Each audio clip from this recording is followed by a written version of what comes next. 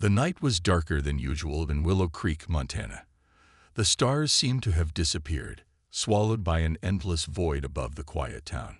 A cold wind swept through the empty fields, making the tall grass whisper secrets to anyone who cared to listen. But no one did, no one except Rachel, a young journalist with a knack for chasing stories that others ignored. Rachel had always been drawn to mysteries. That's why she found herself driving down a lonely dirt road at midnight, her old car rattling as it bounced over potholes. Earlier that evening, she'd received a tip about strange lights hovering near the abandoned airfield on the outskirts of town. At first, she thought it might be some teenagers messing around, or maybe even a meteor shower, but something deep inside told her this was different. This was bigger. As she parked her car behind a row of trees, Rachel grabbed her camera and flashlight. She stepped out into the chilly night, her boots crunching against the gravel. The air felt heavy, almost electric, like the calm before a storm. She crept closer to the airfield, careful not to make too much noise. Then she saw it, a massive object descending from the sky. It wasn't like anything she'd ever seen before. The ship shimmered faintly, its surface reflecting what little light there was. It moved silently, without so much as a hum or a whir, until it finally touched down on the cracked tarmac. Rachel froze, her heart pounding in her chest. Was this real? Was she dreaming? She didn't know, but she couldn't look away. After a moment, a door slid open on the side of the craft, revealing two figures stepping out. One was tall and slender, their body glowing softly under the moonlight. Their skin, or whatever it was, looked metallic, shifting colors like oil on water. They were clearly not human. The other figure, however, looked completely ordinary. He wore a simple jacket and jeans, his face lined with worry and exhaustion. Rachel recognized him immediately. It was Arlen, a man who had vanished years ago while working as an ambassador for Earth's space program. Before Rachel could process what she was seeing, headlights pierced the darkness. Several military trucks roared onto the scene, surrounding the alien ship within seconds. Soldiers poured out, armed and ready. Rachel ducked behind a pile of crates, clutching her camera tightly. From her hiding spot, she watched as a man in uniform approached the newcomers. His name tag read Hayes, and his voice carried authority as he barked orders. "You are trespassing on sovereign territory," Commander Steve Hayes said sternly, his hand resting on the holster of his gun. "Identify yourselves and state your purpose here." Arlen stepped forward, raising his hands in a gesture of peace. "We mean no harm," he said, his voice calm but strained. "We've come seeking refuge. Our world is gone, destroyed by forces beyond our control. We need help." Steve narrowed his eyes, clearly skeptical. "Refuge? You expect us to believe that?" Behind Arlen, the glowing figure stepped forward. Her voice echoed, soft yet commanding. "We do not lie. We have traveled far, hoping to find allies among you. Do not turn us away." Rachel felt chills run down her spine. Something about the way the alien spoke made her feel small, insignificant, but she also felt a strange sense of pity. These beings weren't invaders. They were survivors, just like anyone else trying to escape disaster. For a moment, no one moved. The tension hung thick in the air, broken only by the distant howl of the wind. Then Steve raised his radio to his lips and muttered something Rachel couldn't hear. Whatever it was, it sent a shiver of dread through her. She knew this wasn't going to end well. And she was right. As the soldiers began closing in, Rachel realized she had a choice to make. Stay hidden and watch from the sidelines, or step forward and try to understand these strangers. Either way, nothing would ever be the same again. Not for her, not for Willow Creek, and certainly not for Earth. Back at the Global Defense Initiative headquarters, Arlen sat in a cold, gray room. The walls were bare, and the only light came from a single bulb hanging above him. Across the table, Commander Steve Hayes stared at him with hard, untrusting eyes. The alien leader, Lyra, was being held in another part of the building, separated from Arlen. Steve had already made it clear he didn't trust either of them. "You've been gone for years," Steve said, leaning forward. His voice was sharp, like a knife cutting through silence. "How do we know you're still on our side? How do we know these creatures aren't using you?" Arlen sighed, running a hand over his face. He looked tired, worn down by everything that had happened. "I'm not asking you to trust me blindly," he replied. "But think about what I'm saying. The Zorathians don't want to fight. They're desperate. Their planet was destroyed. They have nowhere else to go." Steve shook his head, unconvinced. "Desperation makes people dangerous. You should know that better than anyone." He leaned back in his chair, crossing his arms. "Besides, humanity has its own problems. We can't afford to take risks right now." Outside the room, Rachel paced nervously. She had followed the convoy back to the base, sneaking in with her press credentials. It hadn't been easy. Security was tight. But she managed to find a way. Now she stood near the door, listening intently. Every word Steve spoke sent a chill down her spine. She could hear the distrust in his voice, and it scared her. If the military decided to act, things could get ugly fast. Rachel glanced around, trying to stay out of sight. That's when she saw Daniel, her younger brother. He worked as a mechanic for the GDI, fixing vehicles and equipment. When he spotted her, his eyebrows shot up in surprise. "What are you doing here?" he whispered, pulling her aside. "I need to see them," Rachel said quickly. "The aliens. I need to understand what's really going on." Daniel hesitated. He knew how serious this situation was. But he also knew his sister well enough to realize she wouldn't give up. Finally, he nodded. "Follow me," he muttered. "But if we get caught—" "We won't," Rachel interrupted firmly. Daniel led her through a maze of hallways until they reached a guarded door. 2 soldiers stood watch, their rifles slung across their chests. Daniel flashed his ID card, mumbling something about checking the ventilation system. The guards barely looked at him as they stepped aside. Inside, Rachel froze.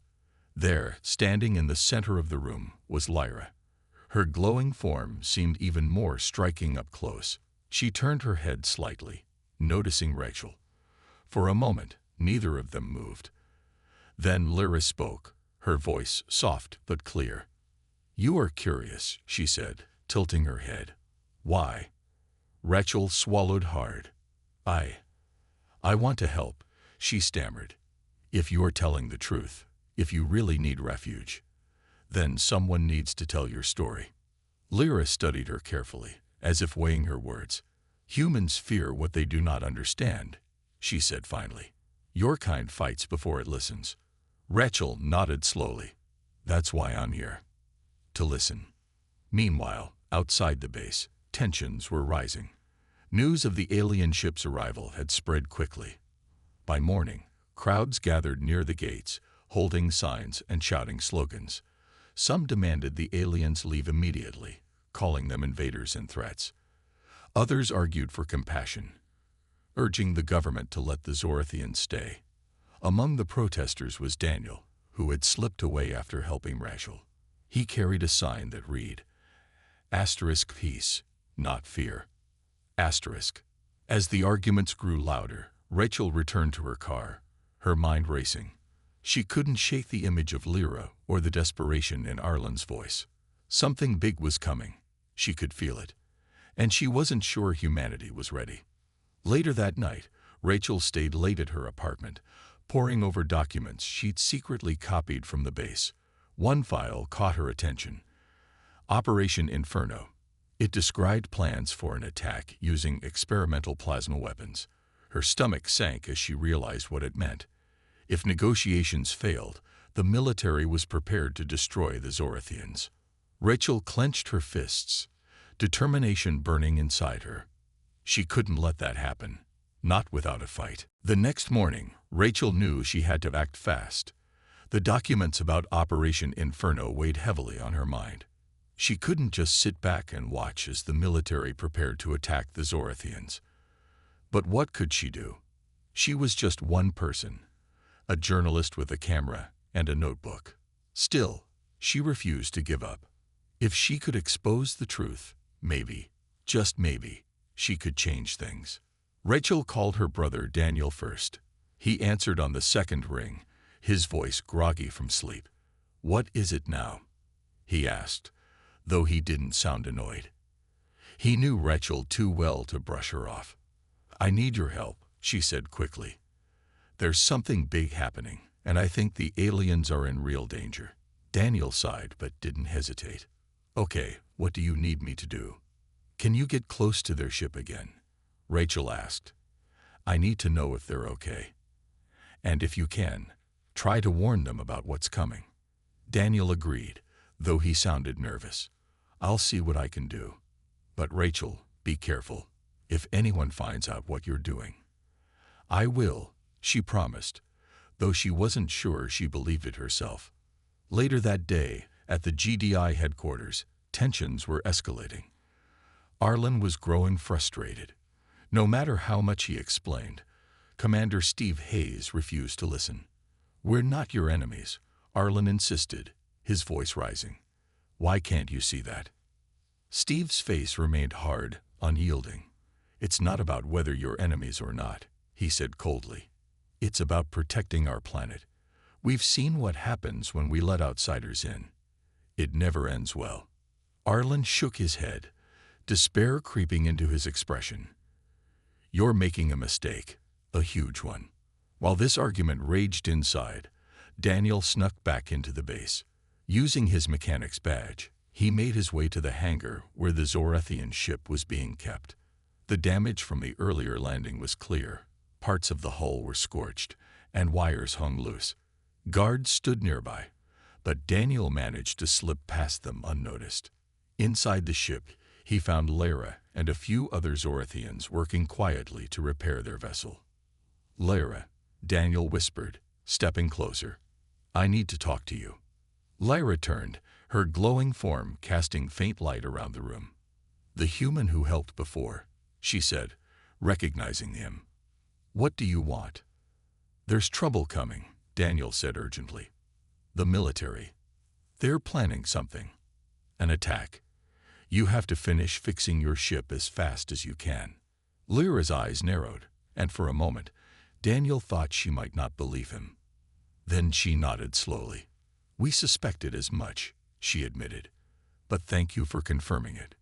Outside, the protests continued to grow louder. Some people shouted hateful words, while others pleaded for peace. Rachel joined the crowd, holding a sign that read *Give them a chance. She felt small among the sea of faces, but she hoped her presence might make a difference. That evening, disaster struck. A group of rogue soldiers, acting without official orders, sabotaged the communication equipment aboard the Zorathian ship. They claimed the aliens had tried to hack into Earth's systems, a lie meant to justify hostility. When news of the alleged attack reached Steve, he acted immediately. Without waiting for confirmation, he ordered a limited strike on the ship. Explosions rocked the airfield, sending shockwaves through the ground. Flames erupted from the damaged vessel, lighting up the night sky. Screams filled the air as civilians fled in panic. Amid the chaos, Rachel watched in horror, tears streaming down her face.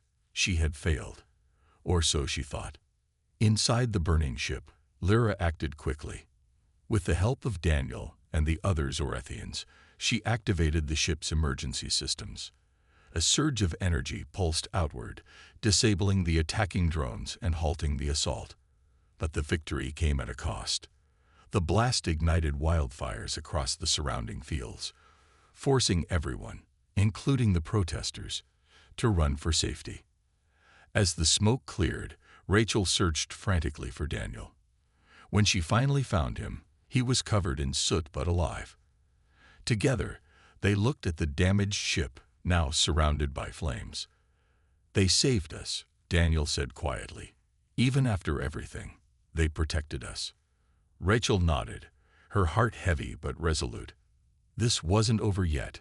Somehow, she would find a way to make things right. The fires still burned across the fields as dawn broke over Willow Creek, Smoke hung heavy in the air, mixing with the smell of charred earth and metal. The Zorathian ship stood battered but intact, its surface scorched and cracked from the attack. Inside, Lyra worked tirelessly alongside Daniel and a few others who had stayed to help. They moved quickly, repairing what they could and preparing for departure. Time was running out. Rachel, meanwhile, sat on the hood of her car, staring at the wreckage. Her hands trembled as she clutched her camera. She had taken dozens of photos during the chaos, images of the explosions, the fleeing crowds, and the defiant glow of the alien ship. But none of it felt real. It was as if she were watching someone else's life unfold before her eyes. Guilt weighed heavily on her shoulders. She had tried to warn them, but it hadn't been enough. Arlen appeared suddenly, his face pale and drawn. He looked like a man carrying the weight of the world. "We can't stay here," he said, his voice low and urgent. "Steve won't stop. If we don't leave now, there won't be another chance." Rachel nodded, though her heart ached. "What about the people? What about proving you're not a threat?" Arlen sighed, shaking his head. "It doesn't matter anymore. Humans have made their choice." But Rachel wasn't ready to give up. Not yet. As Arlen walked away, she pulled out her phone and began typing furiously. She uploaded the photos she'd taken, along with a short message. Asterisk. "This is what happens when fear rules over reason. These beings came in peace, and we answered with violence." Asterisk. She hit send, sharing the post online. Within minutes, comments started pouring in. Some were angry, accusing her of lying or siding with the aliens. Others thanked her for speaking out, calling for justice and accountability. Back at the ship, Daniel tightened the last bolt on a damaged panel. Sweat dripped down his forehead, but he didn't stop. "That should hold," he said, stepping back to admire their work. "You'll be able to fly again." Lyra placed a hand on his shoulder, her glowing form dimmer than before. "Thank you," she said softly. "You risked much to help us." Daniel shrugged, trying to hide his nervousness. "I just did what felt right." As they spoke, Rachel arrived, breathless and determined. "You need to see this," she said, holding up her phone. On the screen was a live feed showing protests erupting in cities around the world. People were marching, holding signs that read asterisk "Stop the Violence" asterisk and asterisk "Peace over Fear." Asterisk news outlets picked up her story, spreading it faster than she ever imagined. For the first time in days, hope flickered in Arlen's eyes. "Maybe there's still a chance," he murmured. But Commander Steve Hayes wasn't ready to back down. At the GDI headquarters, he received orders to launch Operation Inferno, a full-scale assault using plasma weapons. His hands clenched into fists as he stared at the command. Part of him knew it was wrong, but orders were orders. Still, something deep inside whispered that this wasn't the answer. Rachel intercepted him as he prepared to leave. "You don't have to do this," she pleaded. "Look at what's happening out there. People are waking up. They're seeing the truth." Steve hesitated, torn between duty and conscience. Finally, he turned away without answering. But as he drove toward the airfield, doubt gnawed at him. When he reached the site, he saw the Zorathian ship powering up, ready to take off. Civilians gathered nearby, cheering and waving. For once, humanity seemed united, not against the aliens, but with them. In that moment, Steve made his decision. He lowered his weapon and stepped aside. "Go," he said quietly, addressing no one in particular. "Just go." Lyra watched him from the ship's doorway, her expression unreadable. Then, without another word, she boarded the vessel. The engines roared to life, and slowly the ship lifted off the ground. It hovered for a moment, casting a soft light over the crowd below. Then, with a burst of speed, it shot into the sky, disappearing among the stars. Rachel stood beside Daniel, tears streaming down her face. "They're gone," she whispered. But Daniel shook his head, smiling faintly. "Not really. They left something behind. Hope." Months passed, and life in Willow Creek slowly returned to normal, or as close to normal, as it could be after what had happened. The wildfires left scars on the land, blackened patches of earth that refused to grow grass again. But those scars became reminders, reminders of fear, courage, and the choices humanity had made. For Rachel, they were also a call to action. Rachel spent her days writing. Her small apartment was cluttered with notebooks, photographs, and coffee mugs. She barely slept, pouring every ounce of energy into telling the story of the Zorathians. It wasn't just about the aliens, it was about humanity's reaction to them. The good, the bad, and the ugly. She wanted people to understand that fear didn't have to win, that there was always another way. When her book finally came out, titled *Exiled from the Stars*, it became an instant sensation. Readers around the world devoured its pages, moved by Rachel's vivid descriptions and heartfelt plea for compassion. Schools invited her to speak, activists rallied behind her message, and even some politicians began quoting her words. Slowly but surely, minds started to change. Daniel, too, found purpose in the aftermath. After learning about the Zorathians' advanced technology, he threw himself into studying their gift. Blueprints for sustainable energy systems.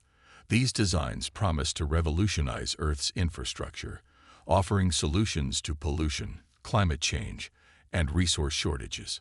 Scientists worked tirelessly to bring the plans to life, and Daniel played a key role in the effort. At first, progress was slow. The concepts were far beyond anything humans had created before, requiring new materials and methods. But Daniel's determination never wavered.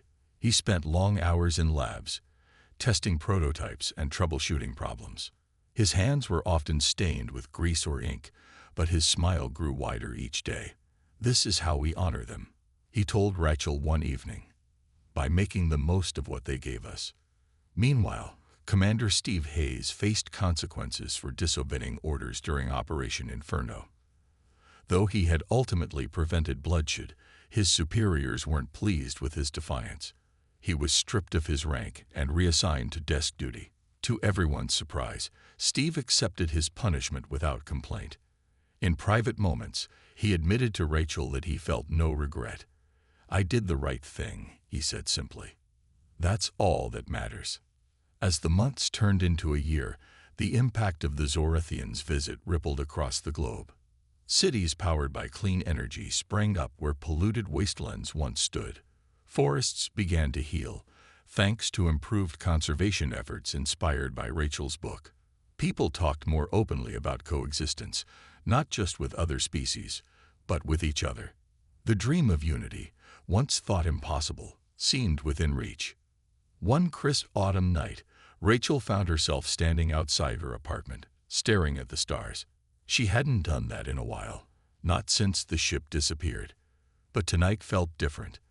The sky was clear, dotted with countless pinpricks of light. Somewhere out there, she knew the Zorathians were traveling through the cosmos, searching for a new home. Did they think of Earth? Of the humans who had both welcomed and rejected them? "Do you ever wonder if they'll come back?" Daniel asked, joining her on the porch. His breath misted in the cool air as he spoke. Rachel shook her head. "No," she replied softly, "but I hope they find peace wherever they go." Daniel nodded, gazing upward. "You know, they might not have stayed long, but they changed everything. Us, our planet, maybe even the future." Rachel smiled, feeling warmth spread through her chest despite the chill. "Yeah," she said, "they really did." And as she turned to go inside, she realized something important. The Zorathians may have been exiled from the stars, but their legacy would remain on Earth for generations to come. Years passed, and the world continued to change. The lessons learned from the Zorathians' visit became part of everyday life. People talked about them like old friends, or sometimes like ghosts who had left behind unfinished business. Rachel's book remained a bestseller, translated into dozens of languages, and read in classrooms around the globe. It wasn't just a story anymore. It was a movement. Rachel herself had become something of a symbol. She traveled constantly, giving talks at universities, conferences, and community centers. Her message was simple: humanity could be better. "We're capable of so much," she often said, her voice steady but filled with emotion. "But we have to choose kindness over fear, every time." Daniel stayed closer to home, working tirelessly on the energy project inspired by the Zorathians' blueprints. By now, the technology had been fully developed and implemented in cities worldwide. Factories no longer spewed smoke into the air, and rivers ran cleaner than they had in decades. Even the scars on the land near Willow Creek began to fade as new plants took root. For Daniel, this was proof that the Zorathians' gift hadn't been wasted. One evening, Rachel returned to Willow Creek after months away. The town felt smaller than she remembered, quieter somehow. As she drove down familiar roads, she noticed how much things had improved. Solar panels lined rooftops, wind turbines spun lazily in the distance, and children played in parks that used to sit empty. It was a different place, a better one. She found Daniel tinkering in his garage, surrounded by tools and half-finished projects. He looked up when she walked in, grinning despite the grease smeared across his face. "Hey, stranger," he said. "Long time no see." Rachel laughed, hugging him tightly. "It's good to be back." They spent hours catching up, talking about everything from work to their childhood memories. Eventually, the conversation turned to the Zorathians. "Do you ever think about them?" Rachel asked softly. "About Lyra?" "All the time," Daniel admitted. "I wonder if they made it somewhere safe, if they found another planet to call home." Rachel nodded, her gaze drifting toward the window. Outside, the stars twinkled faintly against the dark sky. "Me too," she said. "Sometimes I imagine what they'd say if they saw us now. Would they be proud? Or would they still see us as broken?" Daniel shrugged. "Maybe both. But I think they'd see progress. That counts for something." The next morning, Rachel decided to visit the old airfield where the ship had landed. She hadn't been there since the day the Zorathians left, and the thought of returning made her nervous. But something inside her urged her to go, to face the past head-on. When she arrived, she found the area transformed. What had once been barren land was now a memorial park, complete with walking paths, benches, and plaques explaining what had happened. At the center stood a statue of two figures shaking hands, one human, one alien. Rachel stared at it, tears welling in her eyes.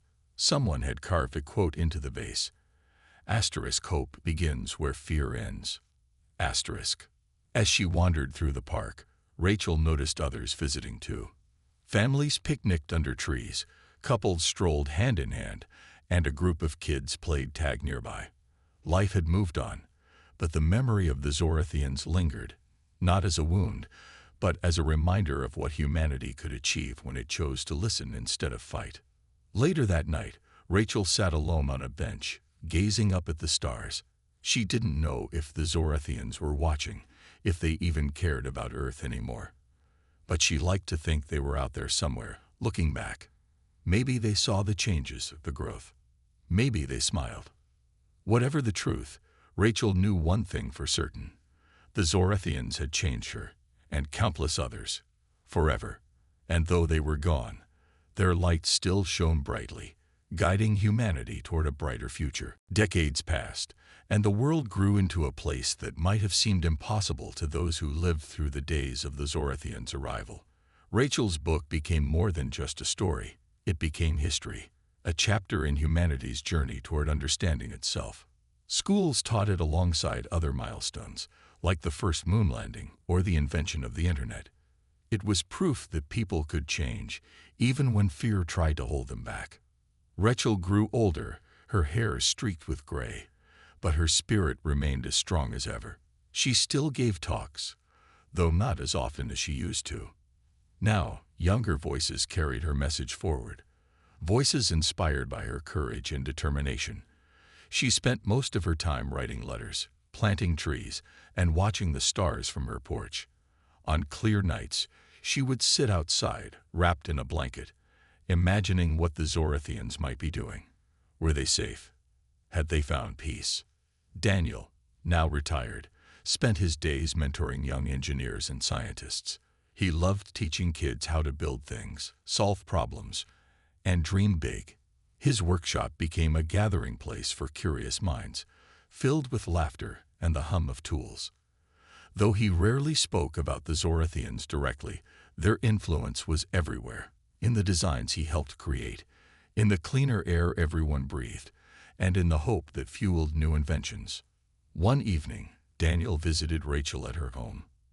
They sat together on the porch, sipping tea and sharing memories. "Remember that night?" Daniel asked, nodding toward the sky. "The night their ship left." "Of course," Rachel replied with a soft smile. "How could I forget? I wonder if they think about us," Daniel said after a pause. "If they ever look back and wonder if we're okay." Rachel nodded thoughtfully. "I think they do. Maybe not all the time, but sometimes. Like we think about them." Neither of them said anything for a while. The silence felt comfortable, broken only by the chirping of crickets and the rustle of leaves in the breeze. Then Rachel leaned forward, her eyes bright despite the years. "Do you ever feel like maybe they're closer than we think?" Daniel raised an eyebrow. "What do you mean?" Rachel hesitated, unsure how to explain. "Just a feeling. Like they're still watching over us. Helping, in some small way." Before Daniel could respond, a flash of light streaked across the sky. A shooting star. For a moment, both of them froze, staring upward. Then another light appeared, followed by another, until the entire sky seemed alive with movement. The lights danced gracefully, forming shapes that shifted and glimmered like liquid gold. Rachel stood up, her heart racing. "Do you see that?" she whispered. Daniel nodded, too stunned to speak. The lights hovered for a moment, casting a warm glow over the land below. Then, as suddenly as they had appeared, they'd vanished, leaving behind only the familiar blanket of stars. For a long time, neither of them moved. Finally, Rachel broke the silence.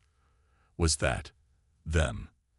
Daniel shrugged, a grin spreading across his face. "Maybe. Or maybe it's just the universe reminding us we're not alone." Rachel smiled, feeling a deep sense of peace wash over her. Whether it was the Zorathians or something else entirely didn't matter. What mattered was the reminder that hope endured, even in the darkest times. That connections, once made, could never truly be broken. As they went inside, Rachel glanced one last time at the sky. She didn't know what the future held, but she knew this. Humanity had taken its first steps towards something greater. And somewhere out there, among the stars, the Zorathians were part of that journey too. The lights may have faded, but their legacy remained, a spark of light in the endless night, guiding humanity forward.